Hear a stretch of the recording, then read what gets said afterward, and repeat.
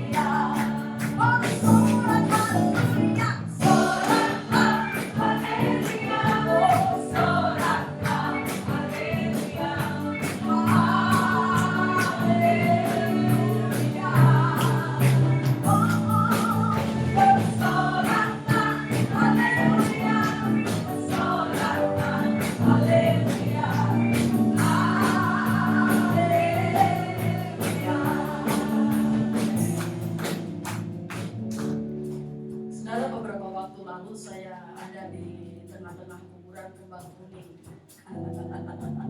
Tahu kuburan kembang kuning? Ini paling apa ya? Paling legend di Surabaya. Dan di sana apa yang kami buat? Di sana ada sebuah persekutuan orang-orang. Saya mau bilang orang-orang biasa bukan, karena saya juga orang biasa saja. Orang-orangnya Tuhan di sana ya. Mereka dari kalangan bawah, bahkan kalangan menengah, di atas dia ada. Mereka orang-orang yang tidak terlalu dilihat oleh orang lain. Tapi apa yang terjadi di sana, mereka berkumpul bersama bukan saja Kristen, tetapi juga ada Islam. Jadi ada yang berjilbab, ya. Ada yang seperti kita seperti itu. Sama-sama kami memuji Tuhan. Dan apa yang terjadi, saudara? Kurang sedikit lagi kuburan itu terbelah. Karena mereka sangat semangat. Bukan kami, tetapi mereka punya antusias. Lalu membawa kami bersama-sama bersepakat memuji Tuhan, menyembah Tuhan, haleluya, sampai kami sama-sama diberkati. Fasilitasnya bagaimana? Hanya kuburan. Tapi bagaimana dengan Bapak Ibu Saudara di tempat ini? Mereka di sana bergoyang. Apa itu orang Ambon, orang Timur bilang payasi yang mereka. Bisa? Bapak Ibu bisa? Saya khawatir soalnya di sini ada yang 17 tahun. Yang 17 tahun.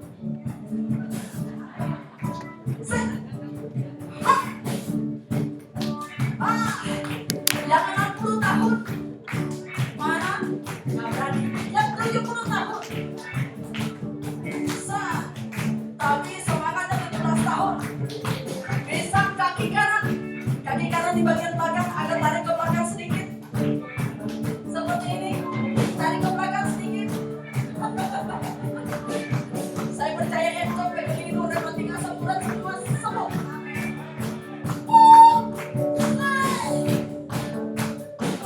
Lagi, ya, soraklah, haleluya, soraklah, haleluya,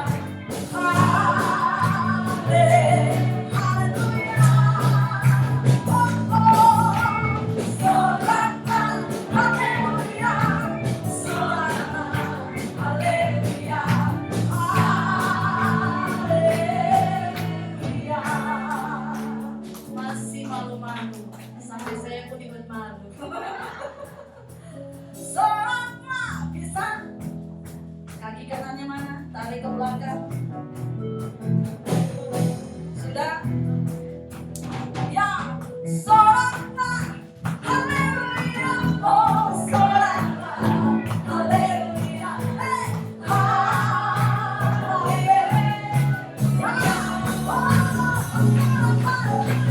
soraklah, haleluya, soraklah, haleluya, haleluya.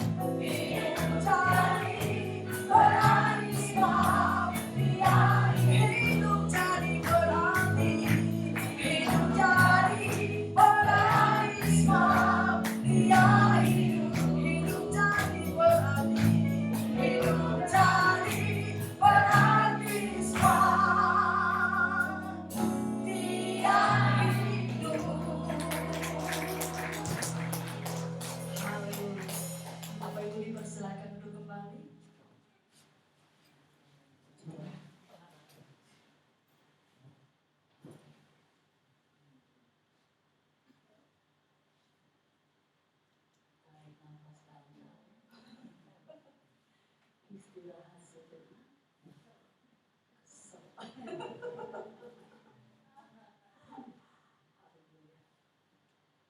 Ya, tetap siapkan hati kita untuk menerima berkat firman Tuhan. Ada pesan-pesan Tuhan sekali lagi hangatkan ini dari surga Bapa untuk saudara dan saya. Ya Tuhan.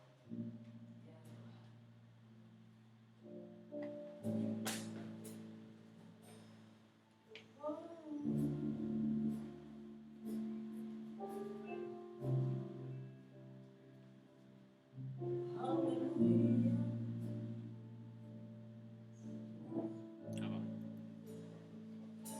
Yesus.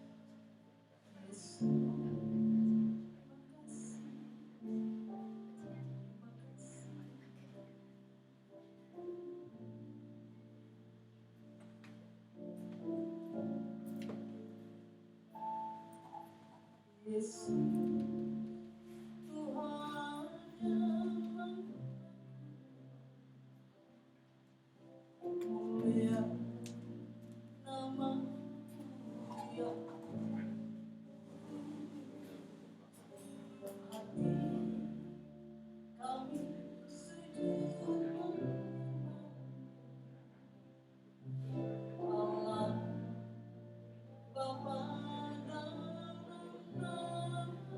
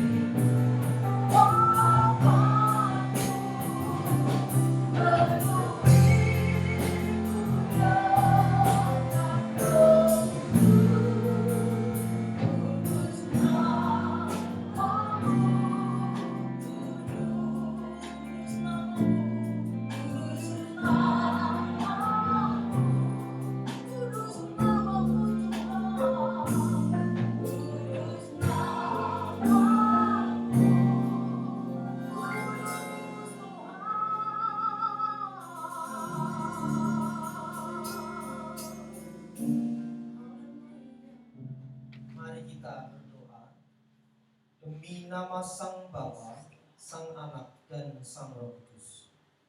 Kemuliaan bagimu ya Allah kami, kemuliaan bagimu. Tuhan, kasihanilah kami yang berdosa ini. Tuhan, kasihanilah kami yang berdosa ini. Tuhan, kasihanilah kami yang berdosa ini. Terima kasih untuk kekuatan, kesehatan, dan waktu yang Tuhan anugerahkan untuk setiap kami komunitas-komunitas pendalaman Alkitab yang boleh hadir dan menghayati Paskah ini di dalam hidup dan batin kami, sehingga kami terus mengalami pembersihan batin ini sampai kami diubah dari gambar menuju rupa Allah di dalam Sang Kristus Tuhan dan Juru Selamat kami yang hidup. Berkati setiap kami yang mengikuti di tempat ini maupun secara live streaming di tempat-tempat kami dimanapun kami berada. Tuhan, beracaralah bagi kegiatan kami sepanjang hari ini. Tolonglah kami ya Kristus, dan jadilah kehendak-Mu atas setiap kami.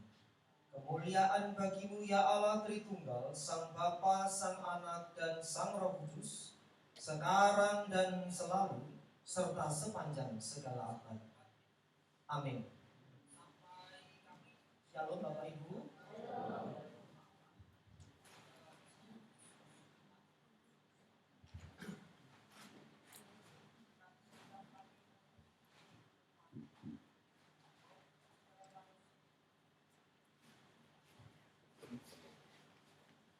Kristus sudah bangkit, benar Ia sudah bangkit. Bapak Ibu dan jemaat yang dikasihi oleh Tuhan Yesus Kristus, baik yang mengikuti secara onsite maupun secara live streaming, kita akan merenungkan bagian firman Tuhan sebelum kita lanjutkan di dalam seminar kita bersama. Injil Lukas pasal 24 ayat 13 sampai ayat yang ke-16. Injil Lukas pasal 24 ayat 13 sampai ayat yang ke-16.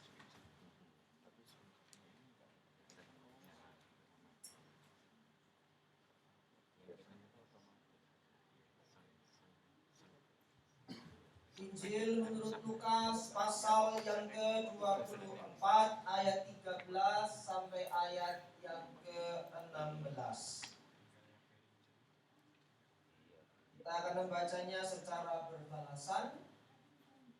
Saya awali ayat 13 dan Bapak Ibu ayat 14 dan seterusnya sampai ayat yang ke-16. Injil Lukas pasal 24 ayat 13 sampai 16. Yesus menampakkan diri di jalan ke Emmaus. Pada hari itu juga dua orang dari murid-murid Yesus pergi ke sebuah kampung bernama Emmaus yang terletak kira-kira 7 mil jauhnya dari Yerusalem.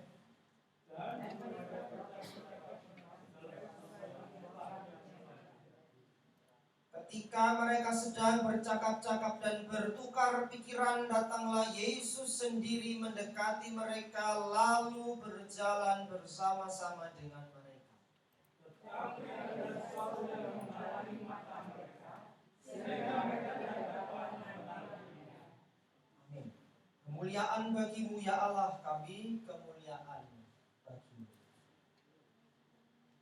Bapak Ibu jemaat yang dikasihi Tuhan, Paskah berakar dari kata Yunani paskin yang artinya sengsara.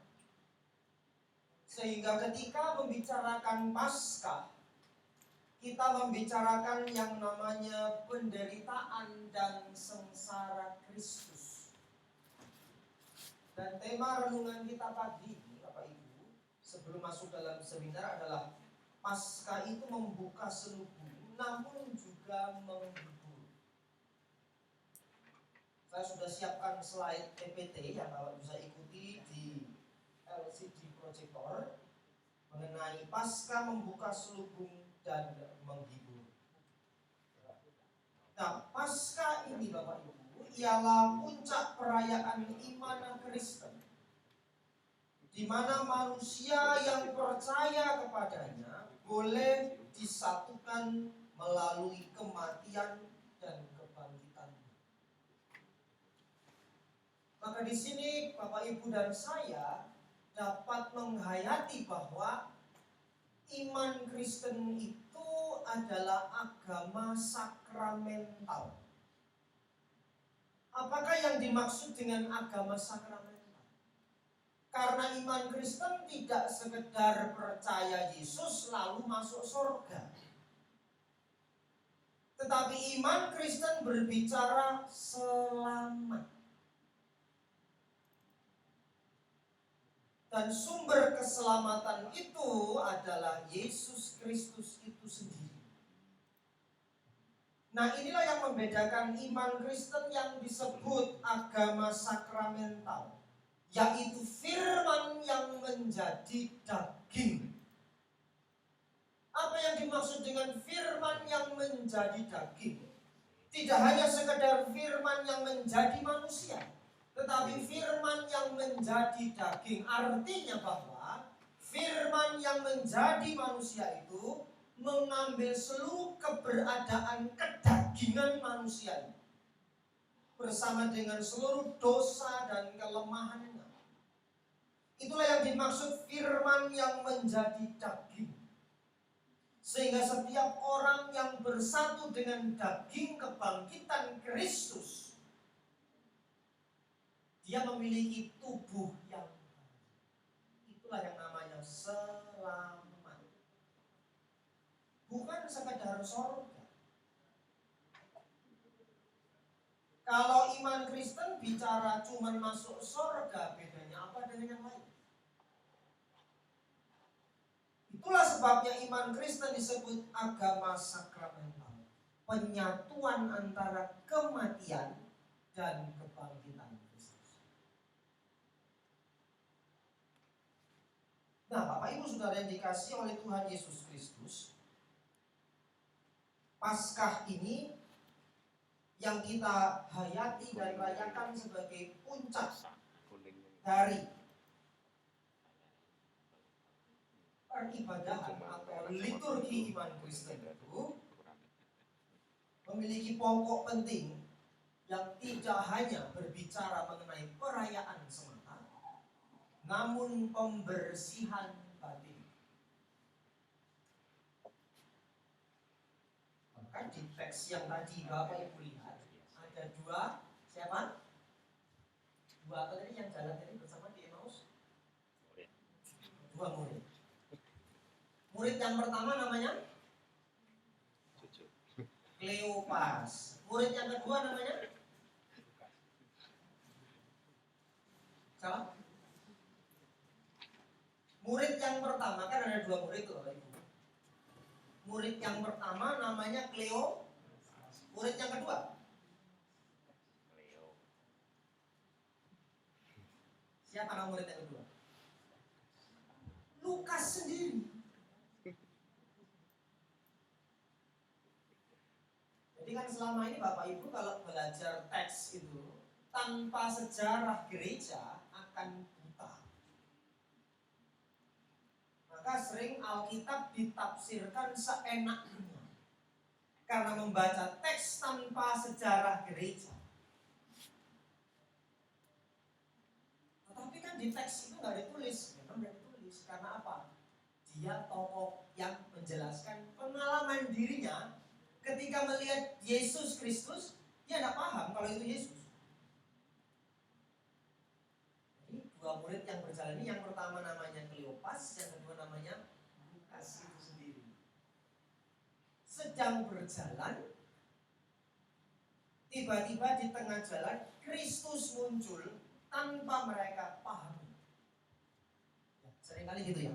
Orang Kristen itu kalau direfleksikan ikut Tuhan Yesus lama sekali, tapi tidak pernah kenal siapa Yesus.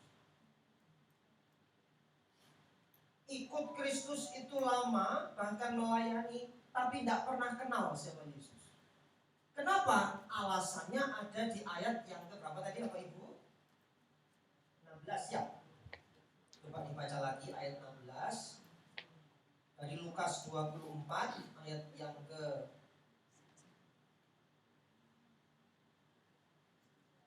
16. Tetapi ada sesuatu yang apa itu? Kan sudah ikut Tuhan Yesus lama. Bahkan dapat kuliah padat. Ini ada beberapa mahasiswa ya yang ada di sini. Ada 3 orang mahasiswa dari STT Sabda Agung. Ya, kalau ikut kuliah Pak ini bagaimana Marcelina? Ngantuk atau ketawa terus? Ya? Campur ngantuk, campur ketawa. Ya Ari, gimana kalau ikut kelasnya Pak Randy? Ketawa terus. Apalagi saya pakai bahasa Manado, dia paling ketawa itu kalau saya pakai bahasa Manado. Karena dia orang Poso. Ya, Tafiaro ya. Nah, ini sudah ikut Yesus, sudah dikasih ceramah banyak-banyak. Tapi masih ada yang menghalangi mata mereka. Ini refleksi buat Bapak Ibu dan saya. Apakah kita sebagai orang Kristen yang sudah lama ikut Kristus masih kenal Kristus, tidak kenal Yesus? Ada sesuatu yang menghalangi. Apa itu yang menghalangi Bapak? Mari kita lihat bersama-sama. Masih semangat pagi ini Bapak Ibu? Ya. Jika mata batin gelap, maka gelaplah seluruh tubuh. Jadi kalau Kristus bilang jika mata Anda gelap, maka gelaplah seluruh tubuh. Mata yang dimaksud itu bukan mata ini, tapi mata di sini. Seperti Bartimeus, dia buta matanya, tapi bisa lihat Yesus dari mata batin. Dia bilang apa? Yesus anak Daud, kasihanilah. Itu berbeda jauh Bapak Ibu dengan orang Yahudi yang matanya ini jelas, bisa baca Taurat, tapi buta mata batinnya. Nah ini ya fakta yang bahkan murid Yesus yang sudah bersama dengan Yesus masih terhalang mata batin. Karena apa? Yang pertama, kalau Bapak Ibu lihat, salah konsep. Lihat, mereka itu berargumennya sia-sia kan? Betul ya? Mencoba membicarakan Yesus dengan caranya sendiri. Bapak Ibu dan saya ini kan seringkali mencoba membicarakan Yesus dengan cara kita.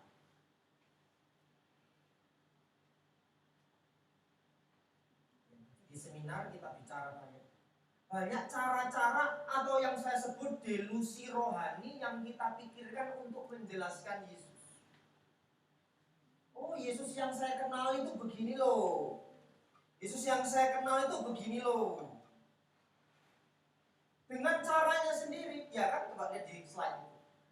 Karena mereka selalu pakai caranya sendiri, lalu kalau kita lihat tafsirannya pun tafsiran manusia, mencoba mengkonsep Mesias dari sudut pandangnya. Oh, Mesias yang saya tahu itu, gitu kan. Sibuk dengan pendapatnya, lupa Yesus sebelahnya. Ya loh, akhirnya gereja pecah-pecah. Tidak cocok dengan gembala, buat sinode baru. Karena apa? Sering yang dipakai argumentasi yang sia-sia, tafsirannya pun tafsiran manusia. Oh, saya dapat Tuhan begini. Oh, saya dapat begini. Padahal tidak tahu kalau itu sebetulnya delusi rohani. Imajinasi.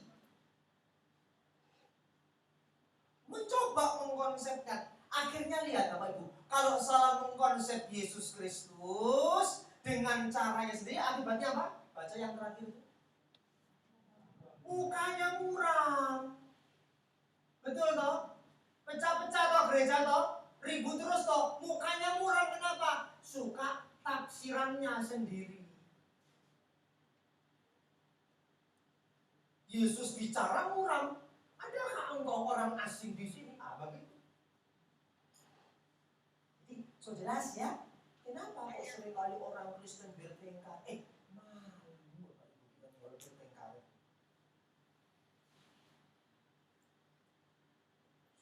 Sudah bertengkar masuk YouTube lagi. Viral lagi. Pendeta A ribut dengan pendeta B. Viral sekali. Kok nggak malu kita ini? Ini sosok jelas pengalaman toh di sini. Mukanya debat sana, debat sini. Nggak ada pembersihan hati. Karena susah konsep. Mukanya muram karena menggunakan pikirannya sendiri untuk memahami Allah. Itu yang pertama. Apa refleksi teologisnya kalau buat kita? Bapak Ibu Saudara bisa next ya. Berhati-hatilah dengan delusi rohani dalam diri. Karena tidak semua cara Allah bekerja dapat diukur dengan perasaan kita. Bapak Ibu ini percaya Yesus itu karena perasaan atau iman? Hati-hati. Jangan ikut Yesus karena perasaan. Kalau perasaan itu berubah. Nanti kalau dingin ya atau panas ya Bu Harnanik ya. Atau juga mungkin kalau ibadah itu ada makan datang rame-rame gitu. Tapi hari itu ada makan juga nggak banyak datang ya. Nggak bisa jawabnya. Karena kan begitu. Oh ada makannya nggak? Oh rame-rame datang. Penuh. Tapi kalau nggak ada makan, wah garing Pak. Ada mangan, kelemping, ada masih ini. Itu betok. Iya. Kalau hari ini Bapak Ibu kenyang pasti, tenang, jangan khawatir. Tuhan mencukupkan. Apalagi hari libur ya Pak ya. Terus mau turun jalan toh, kita di sini semua. Jadi nanti kalau pulang hati-hati dulu ya. Apalagi yang daerah-daerah jauh, harus hati-hati karena di daerah tengah ada demo hari ini. Cukup banyak, 15.000 kalau nggak salah. Jadi mangke kedah ngatos-atos. Bukan atos keras ya, tapi hati-hati. Jadi hati-hatilah dengan delusi rohani dalam diri karena tidak semua cara Allah bekerja dapat diukur dengan perasaan. Jadi Bapak Ibu dan saya ini ikut Tuhan perasaan atau iman? Itu yang perlu kita renungkan. Kalau cuma perasaan ya tadi mukanya yang kedua, apalagi yang menghalangi mata mereka? Motivasinya salah. Ikut Yesus hanya ingin tampil. Mamahnya Yohanes dan Yakobus. Nanti Tuhan kalau Tuhan datang kembali menjadi raja, toh kasih akan itu tampan dua, tapi anak. Kalau orang Manado bilang, yang kiri dan kanannya kasih tempat buat anak saya. Yang satu sebelah kiri, yang satu sebelah Mendagri dan Mensesnek. Tapi Tuhan bilang apa? Kerajaan Allah bukan soal kedudukan, tapi melayani. Banyak ikut Yesus hanya ingin tampil. Nanti Bapak Ibu jangan kecewa ya kalau ketemu orang-orang Kristen yang sukanya ingin tampil. Jangan kecewa. Karena kesaksian kitab suci sudah sering menjelaskan bahwa orang-orang itu sukanya ingin tampil dan cari muka seperti Om Yudas Iskariot. Mau tampil, mau cari muka, lalu simpan uang, korupsi itu uang gitu. Makanya Yudas Iskariot itu punya gelar anak kebinasaan. Ya biarlah kita menjadi anak Allah, bukan anak kebinasaan. Ikut Yesus hanya ingin tampil. Apalagi itu, ikut Yesus hanya ingin posisi. Mereka mendambakan Mesias yang memberi mereka posisi. Kalau dibaca teks itu ya, Lalu ikuti hanya mau enak. Wah, tidak mau sulit, tidak mau sengsara. Makanya pilih enak. Kan ada ajaran-ajaran yang gitu tuh. Kita nanti tidak ikut masa sengsara besar. Karena pengennya enak ikut Tuhan Yesus. Bapak Ibu, dalam sejarah gereja, murid-murid itu sudah dianiaya dan banyak yang meninggal. Tapi meninggalnya pun meninggal yang wangi. Satu bapak gereja itu, Bapak Ibu, sampai hari ini mayatnya masih utuh dan baunya wangi. Kenapa? Hidupnya suci. Saya lupa namanya. Salah satunya Seraphim of Rose, Seraphim sang bunga mawar. Sampai hari ini mayatnya masih utuh dan baunya wangi. Itu aja. Tapi ini memberikan kesaksian kepada kita bahwa kalau ikut Yesus itu kita siap apa? Siap gak direken kan, gak bisa, gak dikasih panggung, so siap. Sepi. Jalan salib itu jalan yang sepi, Bapak Ibu. Siap ikut jalan salib. Sepi loh jalannya. Hari ini kan sepi toh. Semua pada apa? Jalan.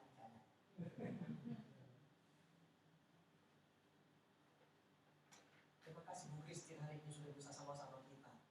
Iya. Hari ini ada namanya Kristin, Ibu Kristin Nanloy dan Ibu Kristin Kana. Gitu ya, berdua. Jadi banyak yang Kristiani hari ini. Kita kan orang-orang Kristiani. Dan terima kasih Bapak Ibu yang sudah hadir jauh-jauh, Bapak Apen dari Kediri, ketua panitia kita. Luar biasa, beliau dari Medan langsung terbang masuk Surabaya. Ibu Sringatin, terima kasih. Matur sembah nuwun sangat bersama dengan putri terkasih dari Gunung Wilis. Betul ya, Tulungagung ya. Dari gunung datang ke sini oleh anugerah Tuhan. Jadi coba. Senang Surabaya nggak tahu ini Doran loh dari Tulungagung, dari Kediri, Propodo ya kan? Nah, apalagi Propodo banjir pun datang gitu kan? Tidak sudah saat ya. Nah, ini Bapak Ibu saudara-saudara motivasinya. Nah, hasilnya apa? Karena salah motivasi tadi yang percaya mukanya murah. Yang kedua hasilnya apa itu? Kecewa. Jadi motivasinya apa ikut Kristus? Kalau dengan posisi, jabatan, cari panggung. Kita ini di dalam lingkup pelayanan Kristen itu seringkali mengenal istilah manuver. Banyak manuver yang dilakukan oleh dalam tanda petik. Jadi kalau ketemu itu jangan kecewa. Pandanglah Kristus saja. Untuk fokus membersihkan hati kita. Supaya tidak kecewa, Bapak Ibu. Begitu. Yang ketiga, salah sendiri. Gampang toh? Iya. Apa yang menghalangi mata mereka? Satu, salah konsep. Dua, salah. Yang ketiga, salah sendiri. Gampang toh? Nanti pulang itu sambil nanti sebelum pulang ya. Belum sana nanti dibawa belum makan ingat salah sendiri. Jangan salah sendiri ya. Salah sendiri kenapa? Kristus bilang bodoh. Kenapa bodoh? Bilang dia bodoh. Makanya kayak Yudas mati bodoh. Kenapa bodoh? Bodoh di sini Bapak Ibu ini bukan berarti Kristus menghina mereka tidak. Tapi mereka ini kalau kata bodoh itu dilihat dari teks Yunani itu lamban percaya artinya ya. Kurang pengetahuan tentang perkataan Yesus. Kurang pengetahuan itu bukan secara akal tapi batinnya tidak bisa melihat, menghayati ucapan Kristus. Sudah berulang kali mendengar tapi tidak mau percaya. Jangan sampai begitu ya. Kita berulang kali mendengar tapi hatinya keras. Dan murka Allah yang mengerikan itu Bapak Ibu, bukan bicara Allah yang menghukum, tidak hanya itu. Tapi murka Allah yang mengerikan adalah ketika kita dengar perkataan tapi hatinya keras. Itu yang mengerikan. Kenapa hatinya keras sampai meninggal tidak bertobat, tidak bisa bertobat? Karena hatinya keras. Itu yang mengerikan. Nah ini Bapak Ibu Saudara, lamban percaya. Maka ditegur keras. Itu sebabnya apa? Seseorang tidak dapat membicarakan teologi atau misteri Allah tanpa pikiran Kristus ada padanya. Hanya pikiran Kristus yang memampukannya untuk melihat misteri ilahi dalam kenyataan yang sesungguhnya. Tanpanya kita hanya melihat Allah di permukaan dan tidak pernah mengenal Allah. Sampai sini bisa diikuti? Jangan mengenal Allah hanya di permukaan, tapi kedalaman batin. Karena iman Kristen bicara pembersihan. Namun setelah itu Bapak Ibu Saudara-saudara, Kristus tidak meninggalkan mereka, tapi terus menghibur mereka. Apa penghiburan Yesus untuk para murid? Yang terakhir, ya. Setelah ini blok-blok. Lampu jangan pulang, tapi di sini belajar, ya kan? Nanti kalau Bapak Ibu keluar, nanti ada juga anak-anak di rumah. Penghiburan. Kalau Bapak Ibu lihat di pasal ayat-ayat sesudahnya itu ya, secara khusus Lukas 24 tadi kalau dibaca utuh di rumah lagi, penghiburannya apa? Setelah mereka dicelikan, maka Sang Kristus menghibur mereka melalui apa? Penjelasan. Makanya kalau penjenengan baca, coba dilihat di Lukas 24 ayat yang ke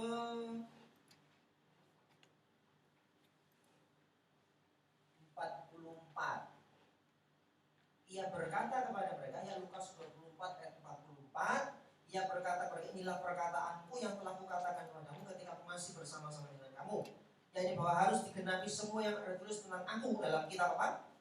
Taurat Musa, Nabi-Nabi dan kitab Taurat itu 5, Pentateuch, kitab Nabi-Nabi itu Nevi'im, dan kitab Mazmur itu kitab tulisan-tulisan suci perjanjian lama, yaitu Ketuvim. Jadi lengkap. Kristus itu dijelaskan di kitab perjanjian lama. Lalu apa di situ? Ayat 45, lalu ia apa? Membuka pikiran mereka sehingga mereka mengerti kitab. Jadi dibahas Pak Andika ya, sesi seminar mengenai itu. Pertanyaan-pertanyaan bisa diberikan ketika sesi tanya jawab ya Bapak Ibu. Membuka pikiran mereka. Kenapa? Sekalipun kita baca teks kitab suci, sekalipun kuliah S3 profesor teologi sekalipun, kalau pikiran kita tidak dibuka baca kitab suci, tidak bisa. Nah itu sebabnya Bapak Ibu, penghiburan Kristus memberikan kepada kita hal penting bahwa Yesus menjelaskan firman dan dia memberikan semangat kepada murid, mengutus mereka untuk apa? Pergi memberitakan. Ini bagian kita Bapak Ibu ya. Sudahkah kita mengerti kitab suci dengan mata hati yang diterangi Kristus supaya tidak salah konsep, salah motif dan salah sendiri. Dan ketika kita dibukakan itu, kita siap diutus untuk memberitakan kabar baik itu. Tidak harus pergi ke luar pulau atau pedalaman, itu yang khusus terpanggil sebagai seorang misi. Jadi Bapak Ibu yang sederhana bisa memberitakannya melalui hidup setiap hari di tengah masyarakat lingkungan kita sekitar. Selamat pagi, ya, sampai jumpa di sesi seminar dan tetap semangat untuk pagi ini. Tuhan Yesus memberkati kita. Amin. Kita berdoa untuk firman Tuhan yang sudah diberitakan. Mohon kesediaan Bapak Charles Gaulima memimpin kita dalam ucapan syukur doa firman Tuhan. Silakan Pak Charles.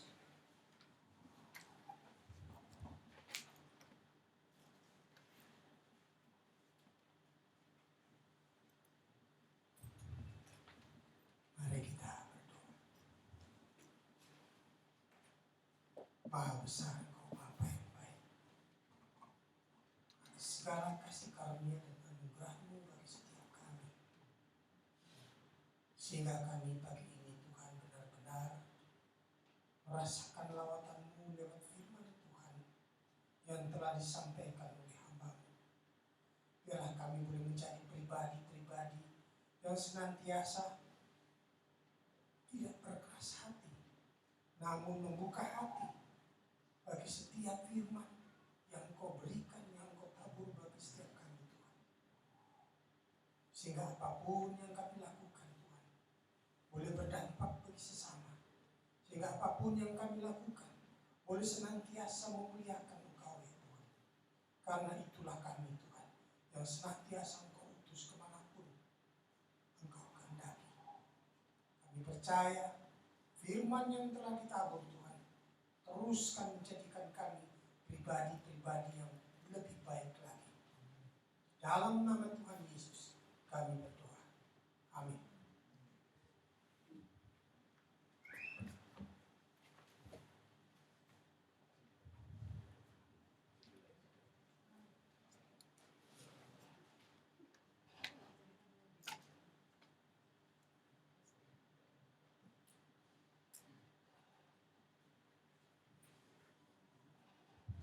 Baik Bapak Ibu,